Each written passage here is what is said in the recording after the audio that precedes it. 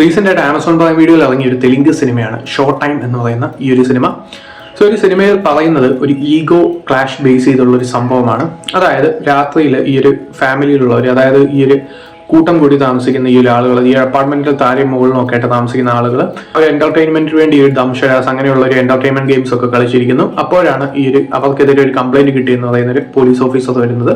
So അങ്ങനെ അവർ തമ്മിൽ ഒരു ചെറിയ ഈഗോയും കാര്യങ്ങളൊക്കെ ഉണ്ടാകുന്നു. സോ അതിനെ ബേസ് ചെയ്ത് ഇന്റൻസ് ആയിട്ടുള്ള ഒരു സംഭവം രാത്രിയിൽ നടക്കുമ്പോൾ അതിൽ നിന്ന് എങ്ങനെയാണ് ഈ ഒരു ഫാമിലി രക്ഷപ്പെടുന്നത് എന്നുള്ളതാണ് ഈ ഒരു സിനിമയുടെ സ്റ്റോറി. സോ ഈ സിനിമയെ കുറിച്ച് പറയുകയാണെങ്കിൽ ഈ സിനിമ കൂടുതലും വർക്ക്ഔട്ട് ആവാത്തത് ഇതിലെ കുറച്ച് പെർഫോമൻസസും അതുപോലെ തന്നെ അമച്വറിഷ് ആയിട്ടുള്ള കുറെ മേക്കിങ്ങും കാരണമാണ്.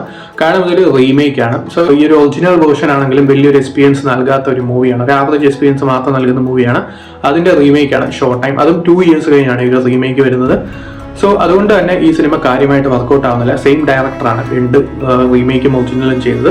സോ അതുകൊണ്ട് തന്നെ ചില പെർഫോമൻസസ് തമിഴ് സിനിമയെക്കാളും കുറച്ച് നല്ല പെർഫോമൻസസ് ഈ ഒരു മൂവിയിലുണ്ട്. അതല്ലാതെ നോക്കുവാണെങ്കിൽ ഈ ഒരു സിനിമ കാര്യമായ ഒരു ഇമ്പാക്റ്റും ഉണ്ടാക്കുന്നില്ല എന്നുള്ളത് ഈ ഒരു സിനിമയുടെ നെഗറ്റീവ് തന്നെയാണ്. ഒരു ആവറേജ് എക്സ്പീരിയൻസ് അല്ലെങ്കിൽ ബിലോ ആവറേജ് എക്സ്പീരിയൻസിൽ ഒതുങ്ങുന്ന ഒരു മൂവിയാണ്. അതുകൊണ്ട് തന്നെ ഒരു കണ്ടാലും നമുക്ക് നഷ്ടമില്ല, കണ്ടില്ലെങ്കിലും നഷ്ടമില്ല എന്നുള്ള ഒരു രീതിയിലോട്ടാണ് ഈ ഒരു സിനിമയുടെ ഔട്ട്പുട്ട് വന്നിരിക്കുന്നത്. സോ താല്പര്യമുള്ളവർ കണ്ടു നോക്കാം. ഇതിപ്പോൾ ആമസോൺ പ്രൈം വീഡിയോയിൽ അവൈലബിൾ.